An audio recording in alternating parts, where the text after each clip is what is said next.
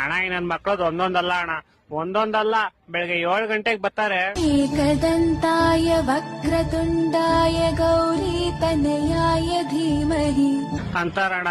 ನಾನ್ ಹಂಗೆ ಕೇಳ್ಕೊಂಡ್ ಆರಾಮಾಗಿ ಪೀಸಾಗಿ ಮಲ್ಕೊಂಡಿರ್ತೀನಿ. ಸಡನ್ ಆಗಿ 12 ಗಂಟೆಗೆ ಬಂದ್ಬಿಟ್ಟು ಮೂಲೆಗಲ್ಲಿ ಮಾಲಾಶ್ರೀ ಲವ್ ಯು ಅಂದಳು, ಊತಿಗಿಷ್ಟು ಪಾರಾಗ ಹೋಗೋ ಅಂದಳು.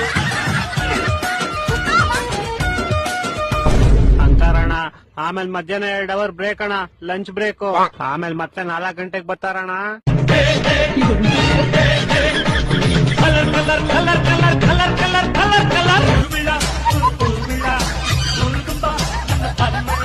ನಂದು ತುಂಬಾ ದೊಡ್ಡದು, ಅವನಿಗಿಂತ ನಿಂದು ಚಿಕ್ಕದು.